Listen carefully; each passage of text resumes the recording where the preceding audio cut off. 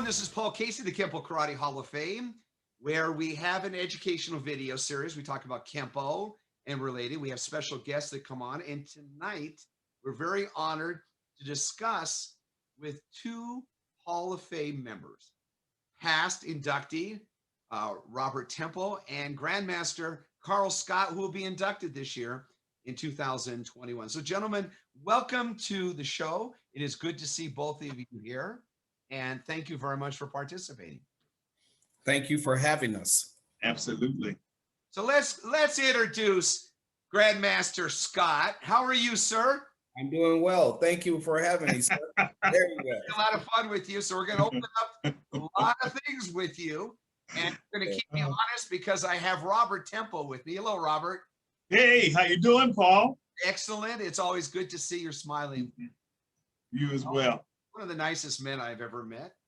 Oh, thank you. That's because I'm not in the ring with him. So that's right now.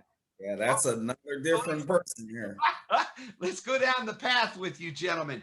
First of all, Carl, tell us about your martial arts journey. Where did you start? Well, my martial arts journey started when I was a little boy at around 5-6 years of age. It's in Shreveport, Louisiana with my uncle. And he started me off in Shotokan. He was a military man, and he came back from the war, and he started training and teaching me a little bit of what he knew at that time. I was very young, of course, but I enjoyed it. I thought it was fun. I was always the smallest guy, the smallest kid out of the group. So, of course, the bigger people, the bigger kids would want to push me around, but once I started learning a little bit of techniques, kicks and moves and strong moves like that, it was a different time. How long did you train in Shotokan? From the age of 5, 6 to about 7 years old, 8 years old. And then what happened after that? After that, I was introduced to Kenpo, Steve Muhammad, actually. And Dr. Chappelle, Jerry Smith, and Cliff Stewart. Those were my main guys. My main instructor was Sensei Sijo. He was my main instructor, and Dr. Chappelle. Those were my main two. I'm guessing you left Louisiana and moved to Southern California. That's correct. I left Louisiana when I moved from Louisiana to Los Angeles with my parents. That's when I started training with Muhammad. I see. And then Sanders, tell us about your first lesson with Sijo Muhammad. Well, my first lesson was, I can remember it like it was yesterday. I went in and I was excited. He had a young guy in there training. I think he was the hot guy at that time, you know, everybody respected him and all. And we had to spar. And I had never sparred before. So my mindset was that I had to beat this guy down, because either that or he was going to beat me up, and I wasn't going to get beat up. So of course, I blitzed him like none other, and they just couldn't believe it. The whole school was, whoa, wow, you know, and just excited about what I had learned, the way that I took what I learned in a short time and executed it so fine, like I did so well. And it was just so exciting, and I enjoyed that, and I moved on continuing that type of training, actually. What year was this? That was probably, I would say, 69, 70. You remember the school you trained in? We started training, the school we started training in was on 103rd and Western in Los Angeles. But we actually started training in the park, Crenshaw High, and also in the bungalows with Dr. Chappelle at Manual Arts. I see. Was that the beginning of the Black Karate Federation? That was the beginning of the Black Karate Federation. I got to tell you, you guys are the toughest fighters I have ever fought. I fought one as a green belt. You got to be my lunch. Yeah. It's not about me. It's about you. Robert. Don't laugh. Buzzsaw coming at me. What can I say?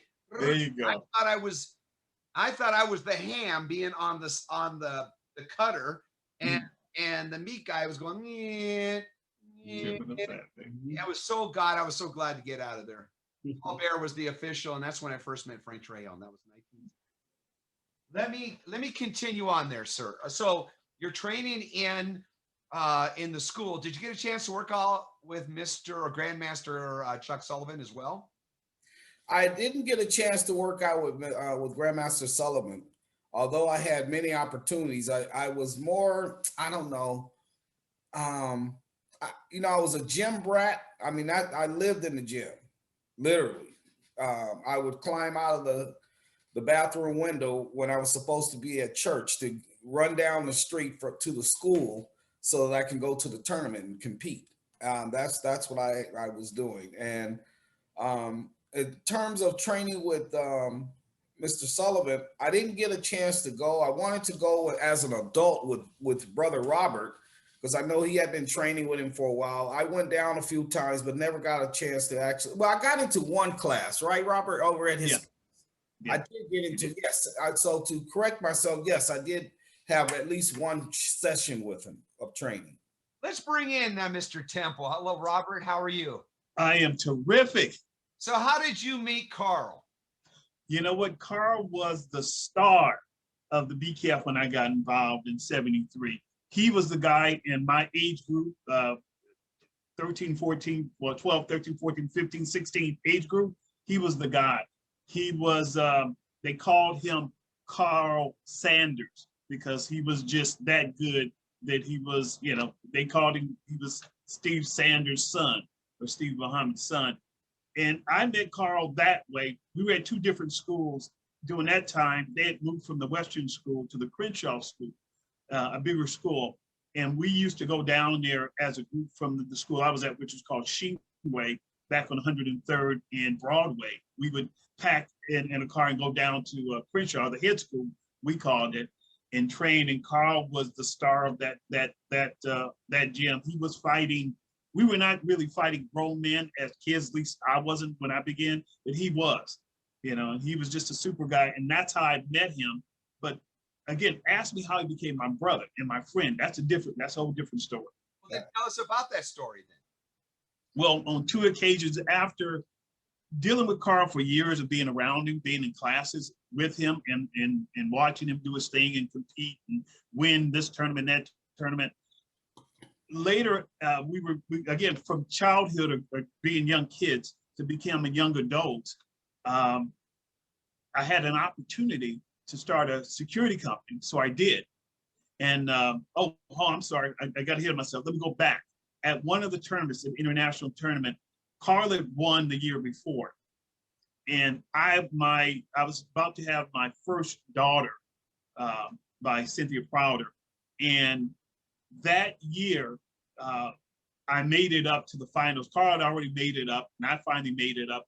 And they wanted us to fight one another.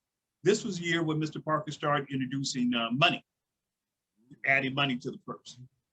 And I had an opportunity, but my daughter was being born that year. Carl came to me and he said, brother, I know you're about to have your daughter, and probably not those words, but I want you to go ahead and take it. And when you win that money, give that money, put that money for whatever you guys need for your daughter. At that point, I fell in love with him as a brother because he had the opportunity, because he won the year before. He could have won that year again. And again, for him to share that with me, man, that just touched my heart. And from that point on, he truly became my brother, And then other things happened along the year that proved that he wasn't just a karate friend. He was truly my brother. Did you guys compete against each other the following year? I bet he said you're not planning on having more kids right now, right? No, no, actually we didn't. I never had the opportunity to fight Carl until that one tournament. I mean, all those years, we would train in school and stuff like that. And I believe maybe I did some sparring with you, perhaps, but, and again, I have to tell you, Carl he was leagues above me and beyond. I'm not taking away from myself, but that brother was just that good. He really was. Reputation as a human being precedes his talent, which means he's a very, very genuine. Thank you. You know, How you feel about Robert? you know, Robert is so kind. He is a beautiful brother. I love that brother.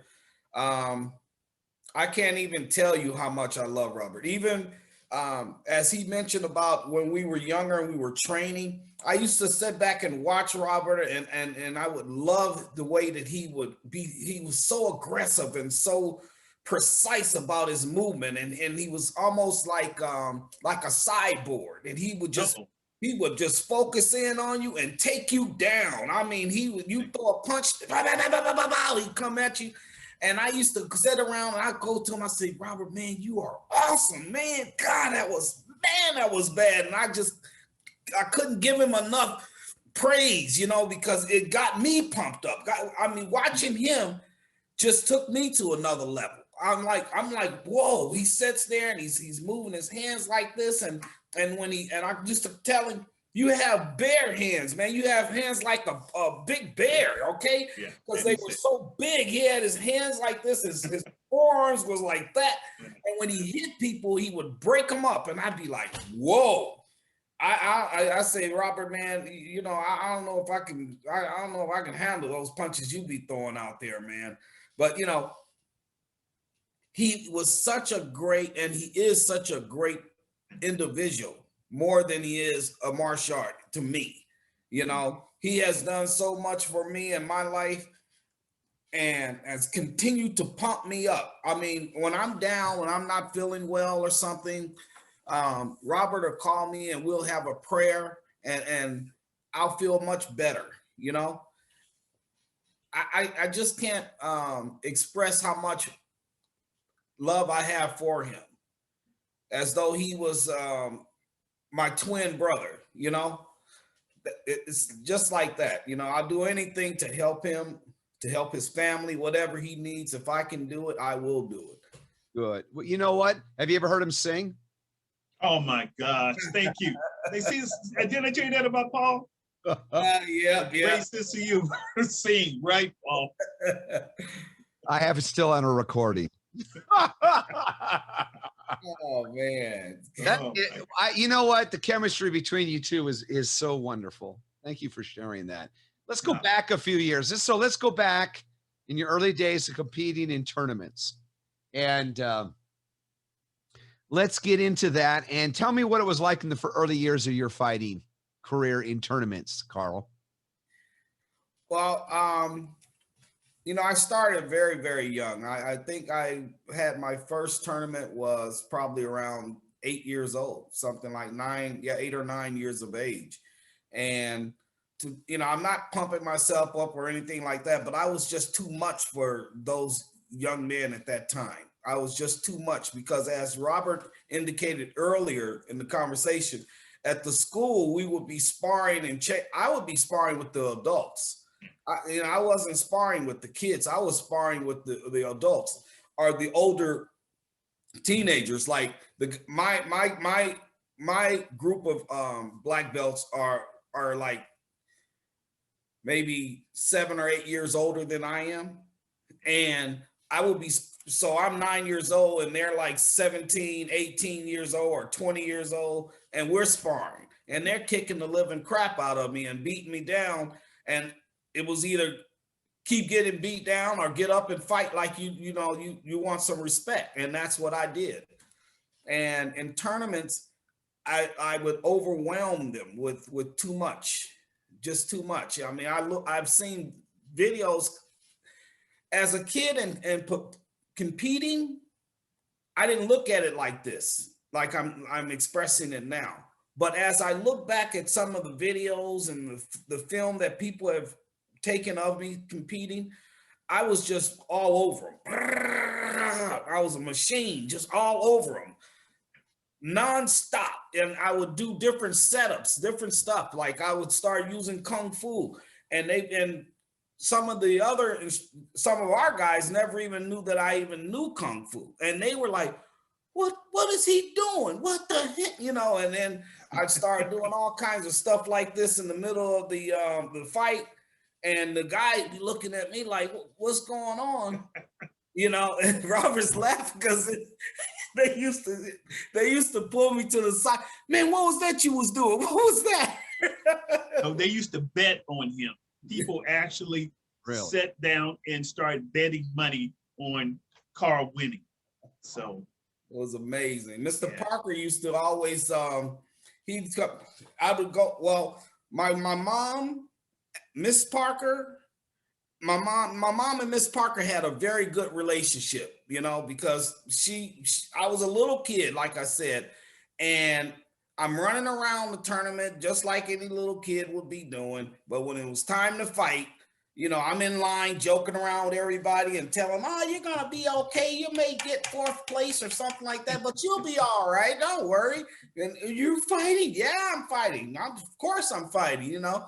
And Mr. Parker pulled me to the side once and he said, he called me Little Sanders because, again, they used to call me Carl Sanders because of the fact that I was so close with Sijo that, I mean, I used to stay with him. I used to live with him, and my mom basically gave me to the organization, to BK. And she just, you know, I mean, literally, she just told, you know, you guys take care of my baby. Don't let nothing happen to my baby. Take care of him. Oh, don't worry about it, Miss Scott. We're going to take good care of him. And as soon as I get out the door, they popping me in the back of the head. Get in the car. Let's go. You know, that kind of stuff. Got us over here getting your mother all upset with us and that kind of stuff. And then I said, all right, you keep on. I'm going to tell Pops on y'all, you know, and then, you know, I'm going too far back, I guess, because sometimes I would tell Steve that this person did that person did this to me or something like that. And in the middle of class, he'll pull them up to the front.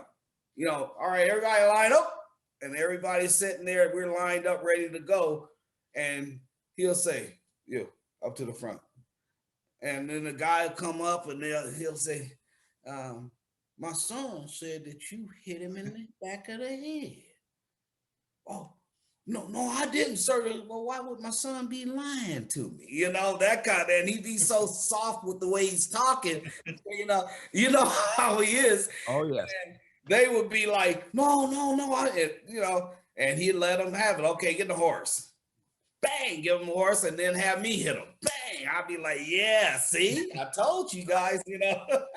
So, and then the guys, they love me, but they also didn't like me for some time because I get them in trouble, you know, that type of thing. Sure. What is the best lesson you learned from Sijo Muhammad? Oh, wow, I learned a lot from him. Pick one. I'm trying to think about one. I guess my patience. You know, he would tell me, settle down, take your time, settle down. You know, because like I said, I was a firebug. So when it's just time to go, I'm going. And if they're coming at me with aggression, that just takes me to a whole nother level. Now I have to take it up, and keep going up until I overcome their aggression, you know? And he would tell me a lot, you got to settle down. And he'll say, come here, son, just like that. And I'll be sitting on the side and he'll say, now, you're faking, you're checking and you're faking and everything, but you have to be smart about it, okay? If you're going to fake like that, then switch sides and make a move this way. Come back, check. And I'll say, okay, all right. So I would settle down and I'll think about what he said and I'll do it and I'll execute it. And I've taken that to a whole nother level with the way I train and the way I teach, you know, and I tell my students, I need them to focus on target selection. Mm-hmm. That's one of the things that I always say is target selection. Okay, so if you're getting into a scrap with someone or something is happening to you, you have to have a target selection that you're going to get to. How are you going to get to it? You figure that out. He had a great concept called mind sight. Yes. Mind sight. I had several conversations with him, and he basically it just flowed. Mm-hmm. It presented itself, and what an amazing counterfighter. He could see that movement and then just go right through it. So obviously his influence and his teachings have been impressed upon you as well as Robert. Mhm. And funny, he actually revealed a lot about his time with Bruce Lee. I Mhm. think Bruce Lee learned more from him than the other way around. But Yeah. Sijo Muhammad is a little more humble about that. And I thought And that was amazing that you brought that out in him, because he's never told me about it yeah, until now. Yeah, I don't think he talked about it. Did you ever know anything about that, Carl? About him and Talked very you? little about it. He Yeah. actually talked very, very little about About it. Yeah. it. Yeah, because the mindset was a little different back in the day, you know. Because you have to remember it. Everyone wasn't familiar with how great um, Master Lee was at that time, as opposed to now. That, you know, with all the material that is out and everything, everyone knows how great he was and that type of thing. Well, Muhammad was great as well. I mean, he was fantastic. Everyone would tell you that, from the East Coast to the West Coast, they were talking about him, sure. you know. And so the conversation wasn't so much about how fantastic Lee was or anything like that. Of course, he has tremendous respect for him, Right. and as I do. But at that time, he wasn't talking about him in those, you know, terms like that. It was just that he was a great martial artist, a good fighter, and this, that, and the other. But Muhammad had so much confidence in his ability, and he was tremendously fast. I Yes. mean, yeah, he was unbelievable, and we would spar, and he'd check your hand down, and before you know it, he'd fired a punch right to your head, you know. And my training with him at that, when I was coming up, again, like you said, the influence was tremendous. You could see a lot of it in the things that I do, and the way that I analyze movement and perfect it, you know. One of the beautiful things I got from Sijo was that he was talking about the use of the speed bag. Mhm, You know, the strike in the back and the strike in the back and the strike in the back. mhm, And he said, you know, when you think about it, the speed bag is just an eye-hand coordination, but really, is there any practical value? The beauty of it with him is that he said he used that same concept, but in fighting. mhm, So he could switch with changing up on the opponent. mhm. And because of him, I incorporated a drill where I'm actually doing back to front, front to back with my footwork, like a boxer's triangle has. Yeah. And I use that while I'm doing the speed bag or I'm doing on the heavy bag Mhm. and switching from side to side because you don't know what's going to present itself. But if you can learn to change and move with that, sort of like gentlemen like playing, I don't know if I'm going to presume that both of you don't play any instruments, even though Robert, you do sing. And I have not told that to Sijo Muhammad. So Oh I my goodness. promise you, I won't do that to you until I see him. Okay, thank you. Thank you, Paul. You're welcome. Anyway, it's like learning to play the piano. And when you do that, you learn the left hand first. The reason is that once you get that solidified, your brain takes over that and then it just forgets about it while your right hand plays the melody. Okay. It's the same thing with your hands. You don't want to be thinking about your footwork. That's why Parker pushed so hard on the basics and stances and foot maneuvers in his Infinite Insights volume. Just go through any what volume 1 and 2, and they're brilliant when he talks about that.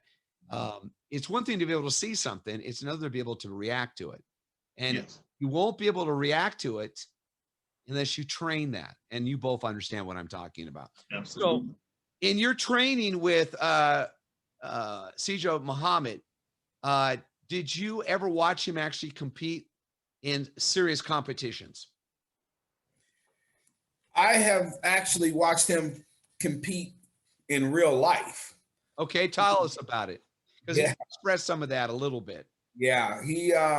There was a cafe that wasn't very far from where he was living at the time. That was like in um He was living around in 67 Street, 67, 68th Street, something like that. This was back in like 73, 74. And I'll never forget it. We were going to the cafe to have breakfast, and a fellow made a mistake. He disrespected him and thought that it was he was just going to bully him. Uh-huh. And he told us this story, but go ahead. You can tell us your perspective. Yeah. And when he said, he's very nice and very humble. And when he spoke, the guy thought, oh, did you a blah, blah, blah mother, I kick, And when he said that, I started moving away. I started getting a little bit of space in between because I knew that he was getting ready to get his world rocked for sure. And the guy went, a hand gesture, and Muhammad checked it before he can blink an eye. He checked it, and the guy tried to react off of that. And next thing you know, the guy was slammed on the ground before you can even move. The guy, boom, boom, boom, boom. He hit him so quick. He could have really, really hurt the guy, but he just basically sent a message to him that you're good, man, or you're going to be, you're going to be hurt really bad, perhaps even killed. And I could not believe that when I saw that. I was like, whoa.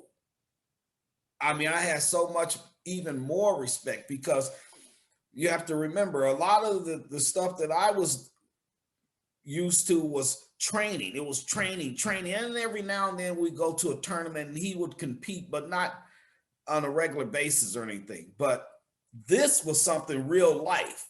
And when he hit that guy, I thought he had hurt the guy and killed the guy. Just boom, just like that. And I said, oh, Jesus, And I went back and told anybody that would listen. I was like, boy, Papa knocked this guy so he hit him so hard. Ooh, man. And it's funny because things like that, people still talk about that and think about it. At that same cafe, I could go back there and they'll be, hey, little man, what's going on? Now you ain't little no more. You an old man. Look at you, And they say, man, I remember, man, when you were a little bitty boy. Remember that time when your daddy, wasn't that your daddy who beat that man up? I said, yeah. But people remember that stuff to this day. Carl, what did he say to you after that when you went to go inside to eat? You're speaking of now or back then? Back then. Right after it went down and you guys left and you went into, I'm presume afterward you went in to have something to eat. Yeah, well, we were already in there getting ready to have something to eat. Oh, I see. Okay. Yeah, and that's when the situation went sideways. And we finished eating our breakfast. And he said, I'm really sorry. He apologized to me for doing what he did to that guy, but he also instructed me that, sometimes you have to do things that you don't want to do just for your protection.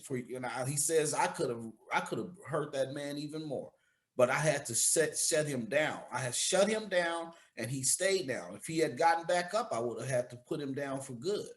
Mm-hmm. And I don't want you to ever get in that kind of position. Yeah. Yeah. Mr. Parker had that mindset where he said, if I'm going to get in, I'm going all the way in. And it's over for you, dude. It's a wrap. Yep. Chappelle was the same way. Mr. Chappelle, I can recall we had we were working out over at the college, or at the school at Manual Arts. And I left out of the gym to go and get something out of someone's vehicle. And in the parking lot, a guy tried to mess with me. And I'm in my gi pants and everything, and the guy grabs me and want to take the stuff that I had. And I said, oh man, what's wrong with you? Give me them then, and going off on me like that. So I did what I knew what to do. I kicked him in the groin, kicked him in the shin, and did a heel thrust kick, bang up to the chest area. And, I'm a young guy. I don't have I had a little power, but this was a grown man, so I just put a little licking on him, but not enough to take him all the way down. You know what I mean? Sure. And so when I did that, I ran back into the gym and I told the guys what happened. And they wanted to go and take him out. They was like, what the? And, they going out. I said, it's cool. It's good. I took care of it. I got it. Nothing's wrong, No. Don't nobody do that. And that could have turned into a bad situation, but it didn't. It was cool. It was good. I learned my lesson about being, watching myself and being alert, because other than that, I could have gotten hurt even worse, because it was, sure, again, a grown man as opposed to me. And I was only about, 13 or so. Did you ever have a chance to train with Ed Parker or go to a seminar, Mr. Parker? I didn't get a chance to, no. Okay. No. And I had plenty opportunities, but I don't know. I was kind of a different animal at that time. It's like certain places I would go and I would train with guys and I would pick up things from them. Doug Wan, I would go to tournaments and he would be showing me weaponry movements. Okay. And I took that and I learned and I perfected what he showed me, and I picked up everything else I started learning. So I was self-taught in a lot of ways, different systems. Let me ask you this. What was your greatest challenge? And I'll follow it up with, what was your greatest accomplishment? Your greatest challenge as a martial artist? Wow, as a martial artist, well, for better part of, I probably would say from 9 till about 16, 17 years of age, or maybe even 20, 21. I had never lost a tournament, never missed, I never lost a match. I was pretty much undefeated, and I wanted to keep that record going. And I think that when I thought about that, when I put that in my mind, it kind of messed me up a little bit. And the first person that I actually lost to was Alvin Protter. Okay. That was the first person that I lost to. And I know that I didn't lose. I could tell you that. Okay, it was one of those. You mean that they called it for him, but you? Yeah, that's exactly that. Okay, huh? We know what we're talking about here. Yeah, man, because I can tell you now. Even he said, "Man, that was a good shot." I said, "I know damn well," because I don't. When I'm sitting there and I'm setting up with you, you trying to dance with me, and I'm dancing with you. I'm, boom, that front hand is already it's bam, it's there. I know it's there, and it's all glove. Boom. Okay. I don't get a point or anything like that. And he raised his leg up. I never forget the match. My body jammed his knee up, and it got me right in the side. And I kind of lost my breath a little bit because of that impact, But I bang, bang, I made that move. I know it, and I got it. And they didn't call it, and I was like, wow. And I end up losing that match 1-0. It's funny. I had 3 long conversations with the great Mike Stone. And one of his things that he learned, he shared this with us, is that he made sure he studied the officials first. Mm-hmm. He didn't care who you were. He didn't care what your rank was. Right. You did not exist to him. You were just something he stepped over, around, or whenever to get through. But he made sure that if that official over here was calling, strikes, he made sure that when he did a strike, he could see that. This guy was calling kicks. He made sure that when he was going to do the kicks, he positioned himself, because he knew that those officials liked that and they would do that. Yeah. And he never lost a fight, he said. At least that's what he said. Yes. Yeah. Yeah. I would want to fight Mike Stone. Actually, Mike Stone said to me, he said, quote, Bruce Lee said there's two people I would never want to meet in an alley. Jim Harrison and Mike Stone. I didn't follow up on it, guys. I should have said, you mean both of you together? Or Yeah. Oh, wow. you know what, Mr. Stone, God bless him. What an individual. I love him very much. He is he changed my life on a lot of things and how I think about things now. So what was your greatest accomplishment? You know, I would have to say that winning the international grand champion and going up there winning the CKC. I think I won the 4 seasons the same year. It was like I just swept the whole little thing there, you know, and that international championship was kind of special for me because as Robert indicated that he was having a child when he won, I was actually having one myself when I won mine. Oh, congratulations. And, yeah, thank you. And that was my first daughter. And I love my wife so much, you know. When I won that trophy, I took that trophy straight to her and I said, "This is for you, honey. This is your." I said I fought all day. I said for 2 days I fought, and this is yours, you know.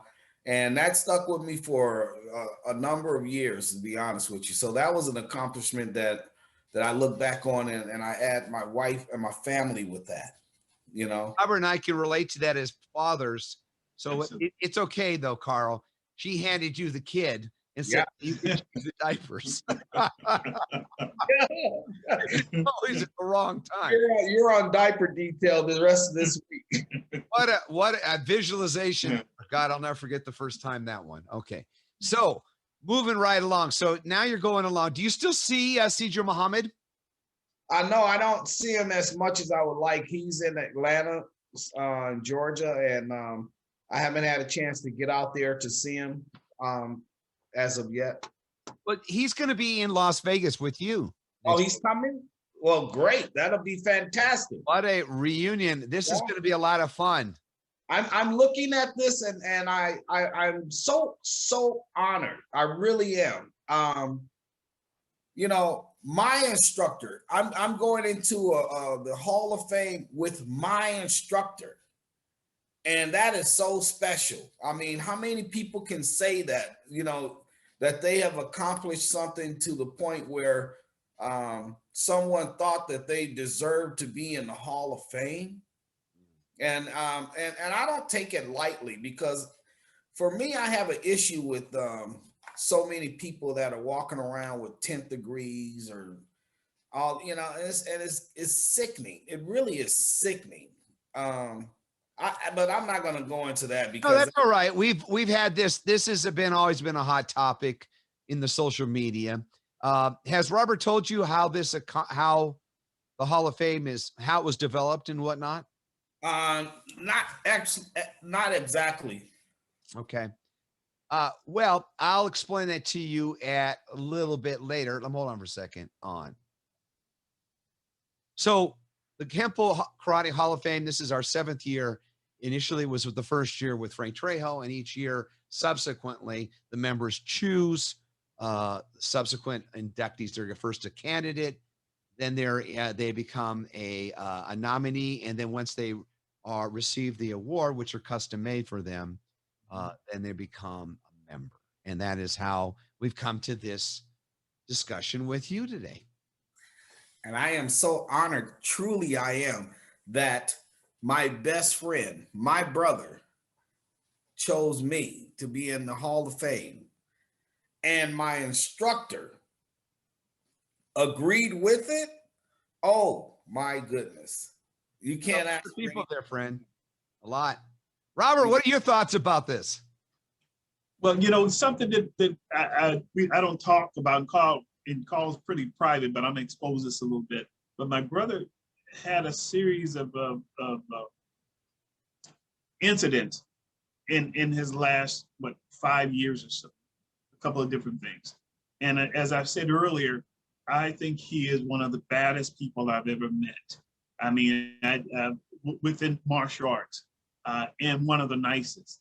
And I tell you, his wife is fantastic, and that's why he's who he is today. But my nomination for him, I seen what you talked about, Paul. When people leave, that's when people want to honor people. I've been noticing that on Facebook about Hagler.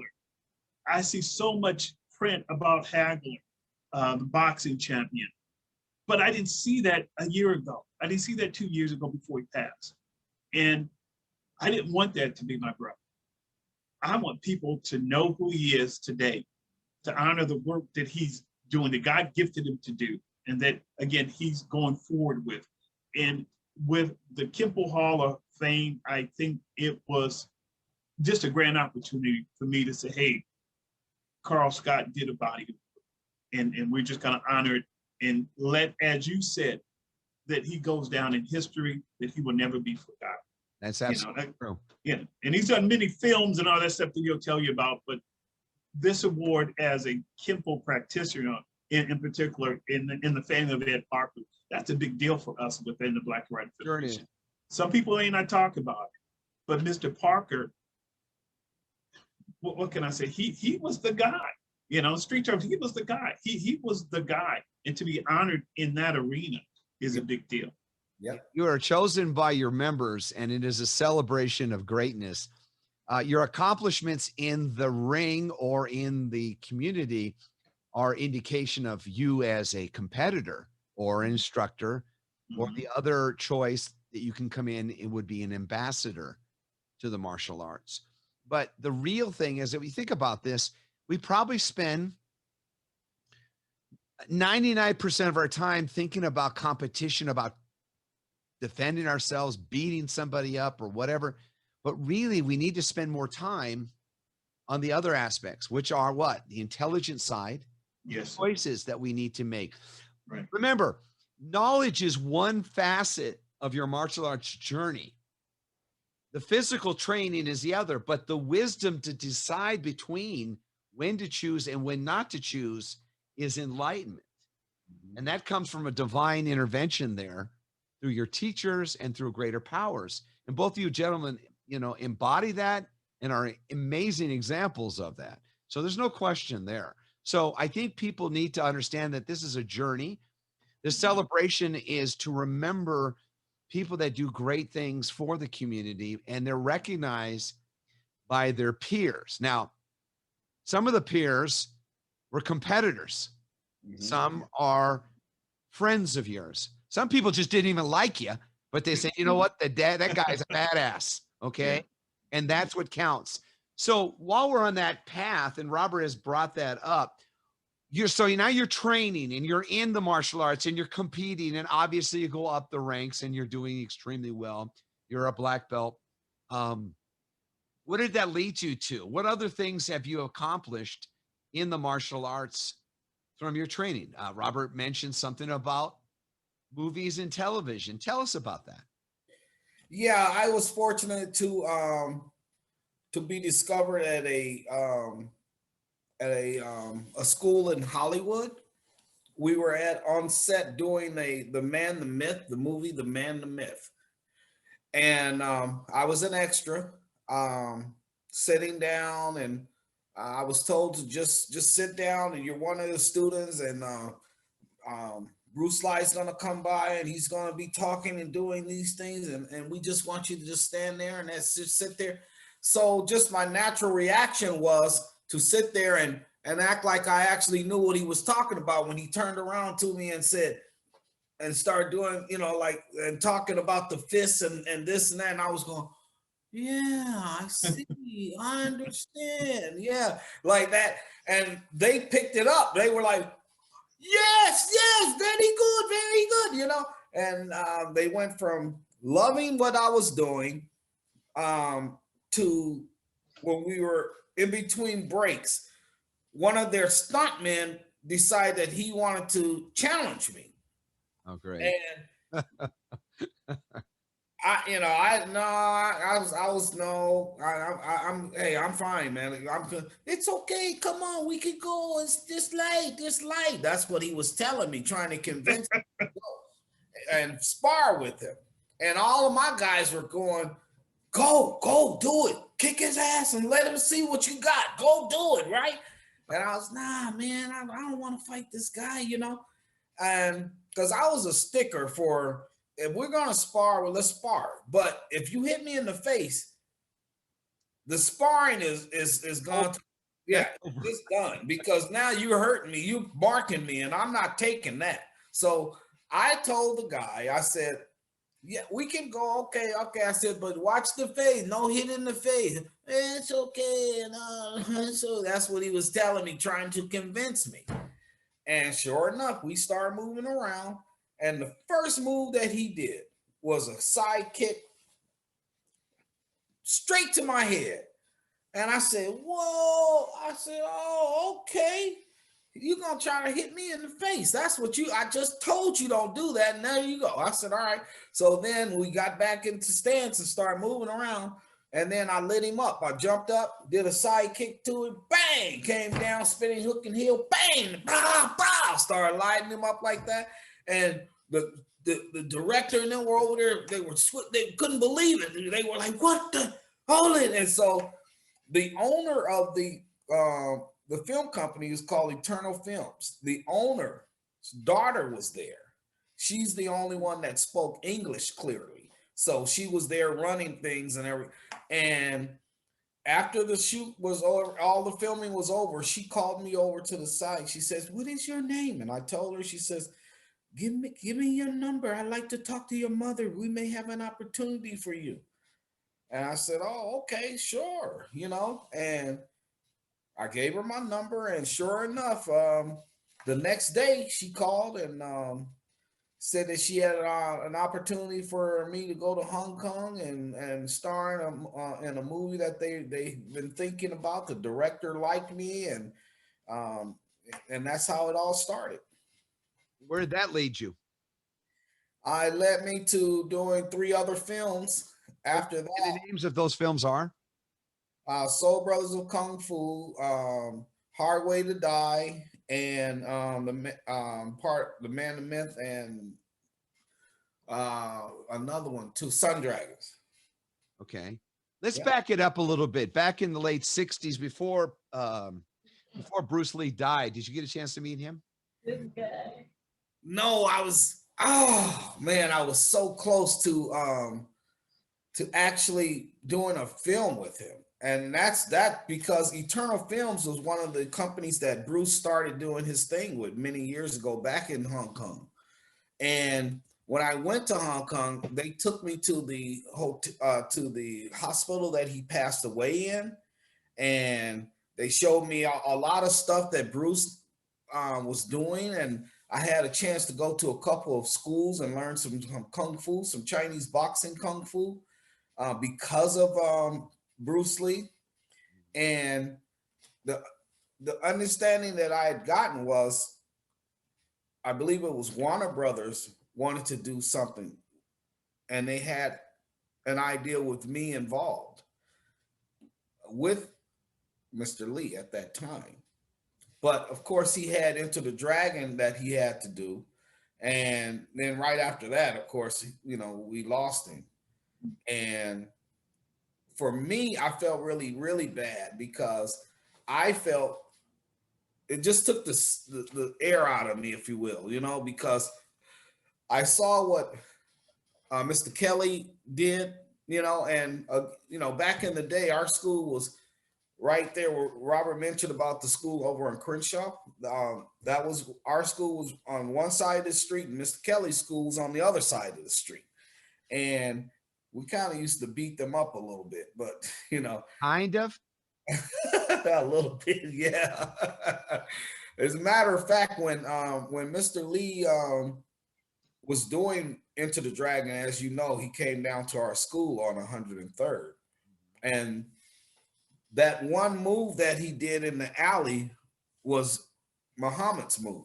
He taught him that move because what Jim was doing was lame. It was very lame.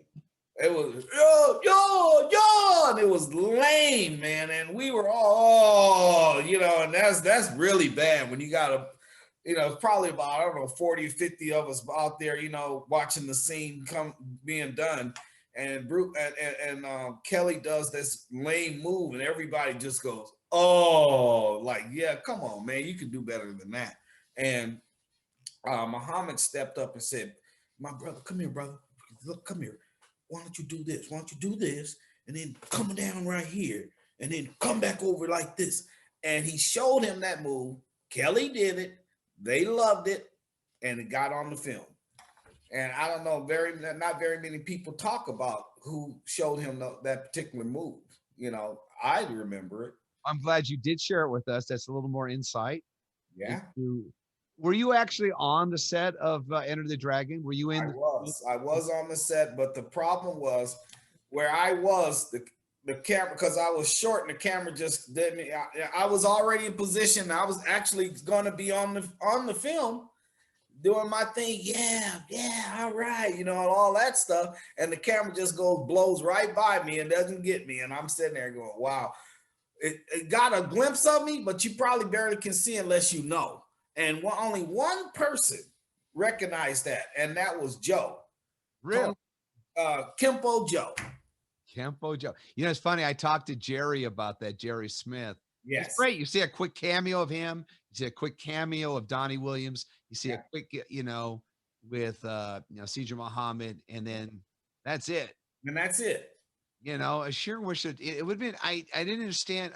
Maybe it was just symbolic of him saying goodbye or something. I don't understand. It was the fluidity of that was sort of a weird scene. Right. It's like I would think that you would think that he would be able to come in and spend a little time and have a dialogue, but the dialogue was, ooh, and then out, and it's like, what the hell? And everybody said that too, because actually during the filming, it was a little bit more. It was more like, yeah, brother, I'm going to be all right. Don't worry. Because it was like, take care of yourself, my man. Be safe. And this, so all of this dialogue took place. But then when the footage came out, it was just, whoa, and he out. And it's like, what the hell? It Oh, you're funny. Did you ever get to work with Jim Kelly in any of his productions? No, I didn't get a chance to work with Jim at all. No. How about television? Give us some insight into that. What did you do with television? I really didn't do. I actually kind of dropped off of the genre. I really did. I just kind of it's almost like I felt like a little bit depressed then for a while there, because I worked so hard and I was ready to go. I was at my peak, and I wanted to show the world, show everybody what I could do. I had a little, very little kung fu background here in the States, but most of my kung fu training and my Chinese boxing skills and things that I learned were more or less in the Hong Kong and Taiwan. That's where I did learn most of it at. So how long did you spend over there? I spent like 5 months at a time, 5-6 months at a time. And who did you train with? One of the trainers was Master Lee, and the other one was Shang Ho, something I can't remember exactly. But a lot of the training, again, you show me just a little bit, give me the insight of what it is that I'm trying to do, or the way that it's supposed to be executed, and I'll run with it. I'll learn, I'll figure out, and that's kind of what I did. I learned a lot of the basic movements. I learned the different weapons, the claws and the rakes, the tiger.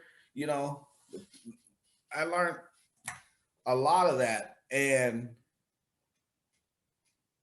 because I adapt so fast with learning stuff, that type of stuff, I advanced very fast, very, very fast. And when I came back to the States, that's when I really exploded, because I started taking the Kenpo and mixing it in with the Kung Fu and the Chinese boxing and a little bit of the Jiu-Jitsu.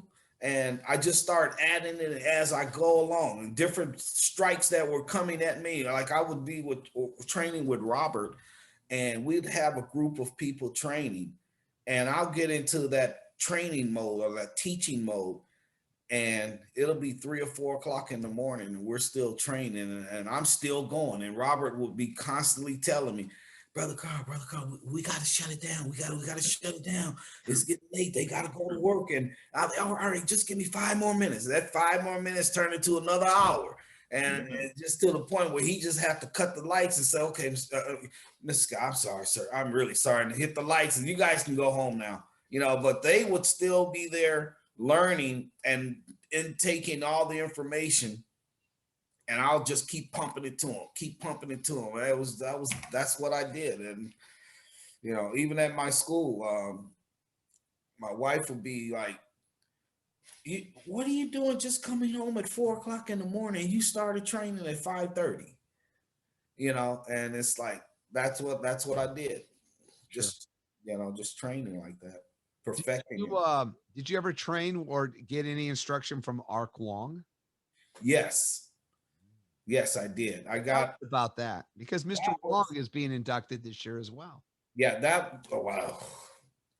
I'm telling you, man, I'm in heaven right now. I mean, listen to the people who are you're saying, Jesus, man. When I was a kid, I'm watching these gentlemen grow up, fight and work out and do demonstrations and stuff like that. And I'm, you know, oh man, whew, boy, I'm so. Thank you, Robert. Thank you, man. Just putting me in this position, man, because nobody knows how I feel about this, you know. Well, like I said, I actually watched him do some demonstrations, and I would question him after the demonstrations about, what was that? What were you doing when you did this? And what was that about? And he would show me. And again, that's how all these guys used to be. They used to do that to me. They would, and then being little Sanders that didn't hurt any, you know. Like, look, come here, little Sanders, I'll show you. Come here, you know. And they start showing me, and tell your dad I said hi. I said I will, you know. And I'm going, you know. But man, were you with Carl during those times? No, he came in before me. I didn't come until like 73 for the Kenpo. So he was already doing this thing. Mr. Parker spent a considerable amount of time with Ark Wong. People don't know. Really? Oh, yeah. Again, you know, Mr. Parker was just that innovative. He understood that there was more to learn. Yeah. Well, and apparently he was a student. The beauty of him is he did not limit himself. He would go and listen and try to see if there was a point that he could maybe utilize. It's funny. I'm watching Carl with his hand movements in the cloth. I saw Ed Parker do that all the time. Mm-hmm. A lot of people think that we would do is just do the striking motions, and that's far from it with it. I mean, there's more jiu-jitsu involvement, but there's a lot of Western boxing principles that Parker used from his Hawaiian days, as well as his judo training. But he realized, this is the brilliance of the man. When you look at some of their practices judo, you don't want to get in there with them, because they're going to tear you apart, okay? In a setting, on the ground. But it's usually one-on-one. There are some rules, and there's somebody in to watch to make sure somebody doesn't die. In real life, and the situation you presented with Sijo Muhammad and Ed Parker had the same things. Mr. Parker's idea was, I don't want to be on the ground, because what it does is gives the other hyenas to show up, because they never travel by themselves. Right. There's always 2 or 3 hiding, because that's how devious these people are. And they're going to jump on you, and they're going to tee you up. And I don't care who you are. If they jump Bruce Lee and he's on the ground, there's 3 or 4 of them on him. He's going to have a hell of a time trying to fight that off when the next 2 or 3 jump in there and start kicking. okay, or stomping or whatever. The good thing is Ed Parker was a big man, so to get him on the ground, that took a lot of effort, I would think. Yeah. Oh yeah. Sijo Muhammad just said, I want to move like him. It was like thunder moving across. Thunder. I mean, you can see him saying this. And the point is that the knowledge is so interchangeable, and it's a beautiful thing to hear you express yourself and then and share that. And I hope that the individuals watching this will eventually reach out to you and say, Grandmaster, can you spend some quality time with me, giving me some understanding? In other words, you get to pick up where Sijo Muhammad was, where Ark Wong was, and everybody else you train with, and you'll be able to do and give back. Yes. I love that is that. the beauty of the martial arts journey. What are your thoughts there, Robert? As you expressed it, it's so true. And I tell you, with Scott in particular, he is a teacher of teachers. And again, he wasn't mine. We have to turn the lights off because the brother wouldn't stop teaching. He had so much he wanted to share. And even to this day, maybe before the pandemic started, I had him down. He just came through the studio where I was teaching with the kids in Santa Monica, and we were working on a staff routine.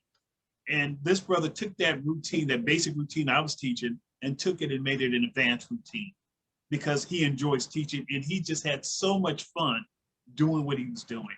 That again, if he didn't have to leave and go to work, he would have stayed and taught, just that much, because he enjoys what he does and he enjoys what we've learned, and what you guys are talking about then with this department and all that.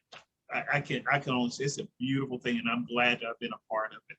Let me ask you this: where are you at now, Carl, with your martial arts journey? Tell us about what you're presently doing in the martial arts. Well, at this particular stage of my training and my life in general, I have a 25-year-old son now, and that just gave me my first grandson 3 weeks ago. Congratulations, sir. Yes, I love it. And when I train and I teach him, he is phenomenal. I mean, I watched him train and fight with someone and spar with someone, I should say. And I looked at myself and the way he moved, the pressure that he put on the individual that he was fighting, it was effortless. He was and then every phase of training that I taught him, I could see it in him. For instance, the guy tried to grab him, like to tackle him or something. I don't know why he was doing that, but he did that, and my son went right into a grappling move and broke the guy down that way. And I said, wow. And so I was over at Lenny Ferguson's studio, Whirlwind Ferguson, and he has a black belt down there that he just promoted to black belt. I thought he was already a black belt, but the young man is very good. Tall young man, tremendous power, great speed.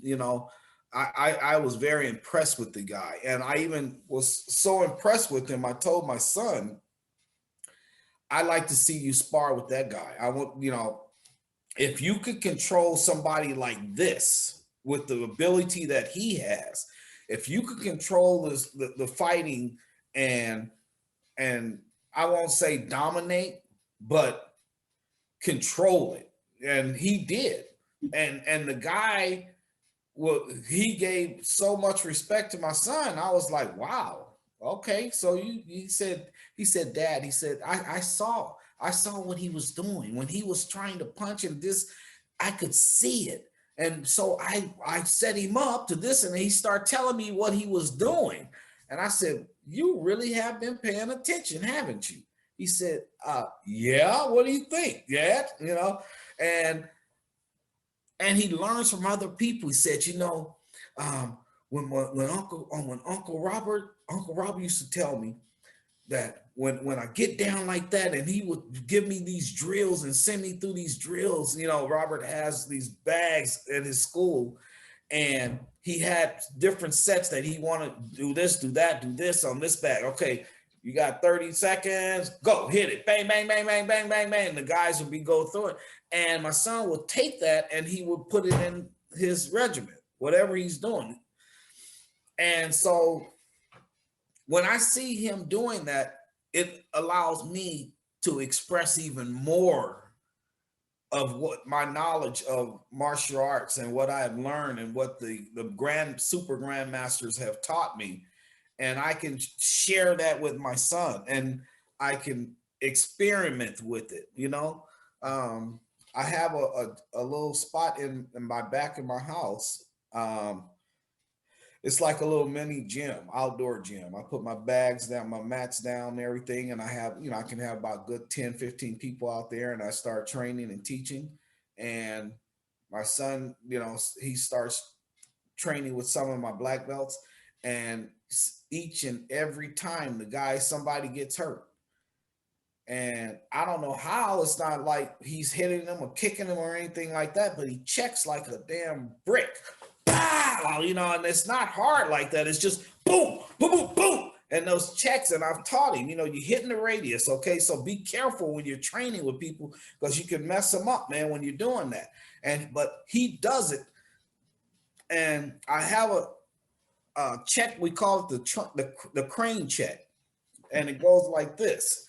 So when you're checking it down, you're hitting the radius on an arm right there, and you're gliding across it. So you're messing it up really bad, you know, when you're doing that. So he's doing this, boom. And that stuff gets me excited. I'm saying, okay, so now, all right. So maybe if you add this onto it, let's do this and do that. Now, if somebody, and then I have them throwing punches. This is one of the things that we do. I don't do straight punches anymore. I don't do any straight punches. Demonstration punches or stuff, maybe, but I want them to come right here. Bring it. Whoo, bring that punch, because now you're starting to understand what it means. If you don't block that punch, your ass is going to get cracked. And I get in a lot of trouble sometimes with my guys like that, because it's like, you know, I have them do the technique 100 times to make sure that they understand what's going on and the type of training that I expect, you know. So I don't know, maybe I talk too much about what I'm doing and everything. I'm just going right now. Insight into your thought process. Actually, I had this conversation with Chuck Sullivan once, and I've asked this to many times to other people. Mm-hmm. Obviously, in the early beginnings of your basic training, you know, you learn blocks. Mm-hmm. What is a block? I mean, you're just stopping the opponent from proceeding to impart some kind of pain on you. Right. That just, it's sort of like having a one-sided conversation. Mm-hmm. You're constantly no. Right. Nothing happens. You're letting them continue to attack you. Right. Parker's attitude, and Trejo, and Chuck said the same thing, Mr. Sullivan, that is, we don't block, we strike them. Yeah. You're hitting that shot. It's like, that's it. Later, pal. That's it. And I'm inflicting that pain on you. It's not a wasted motion. Yes. And it's just like Bruce Lee himself, when he would hit the hand, he'd come across and he's doing Wing Chun block checks like this. Okay, so he's cracking that muscle and he's cracking you all at the same time. Boom, you know, this type of stuff. And one of the other things, I agree with you. Blocking is one. We redirect it. Why would you block it? Just redirect it to the way that you want it to go. Nullify, redirect, whatever. You know that it's sort of like you have to do that. Otherwise, well, the first thing Parker always just said, move the body out of the way, the target out of the way. If you move the target, you got a better chance of surviving, because action is always faster than reaction. So, and Trejo used to always practice doing the, you know, bobbing and weaving and going under the rope and that kind of stuff. And he would incorporate a lot of the boxing techniques into it. But Parker also used to say, why just you know, for example, we both, all three of us know the checking, trapping, and motion that Parker would be, why not just at the same time, you know, striking at this instead of check, pop, and hit, Pop, pop, pop. Yeah. boom at the same time, There you go. redirect, disrupt There the you go. height, width, and depth on these people. And I Yes. think he got a lot of that, and he shared that with Bruce, but I think some of that stuff came from Ark Wong. Mhm. I wouldn't put it past it. That those concepts were, you know, those were not what you would normally find at a Right. Western boxer. Yeah. It's wonderful talking to you, Carl. I could go on hours and hours. So before I close out tonight, I Yes. would say, Robert, do you have any thoughts before we close out? Oh God, lots of thoughts, but not enough time to express them. Paul, again, I've told you before, and you don't like hearing it, but you're doing an excellent job, brother. If you Excellent. were not doing what you're doing, nobody else would be doing it, at least in the way in which you're doing it. So I really appreciate what you're doing. Brother Carl, keep doing the work, brother. Again, welcome to the club. Thank you. So now the responsibility is on you. Yeah. Yeah. I was thinking To of take that. to the next. Okay. But thank you. Thank you. But my reflection is that Paul, great job with all the work you're doing. I'm loving it. I'm collecting it. It's in my library. So thank you. I don't have one teacher anymore. I used to have two. Yeah.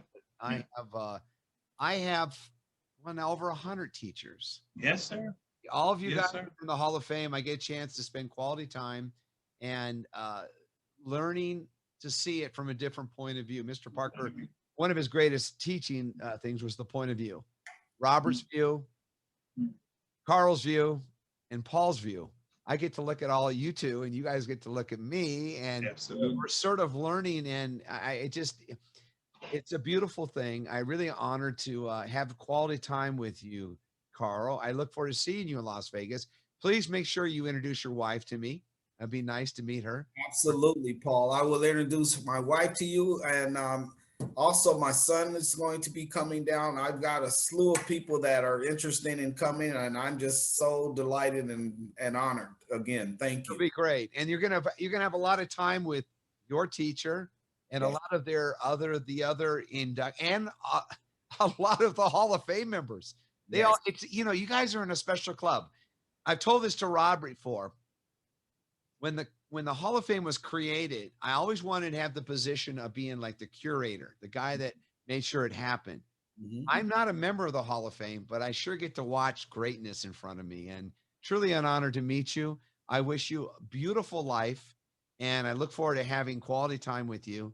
So, gentlemen, with no further ado, on behalf of the Kenpo Karate Hall of Fame, Robert Temple, Carl Scott, this is Paul Casey. Thank you so much, gentlemen. Salute. Sweet.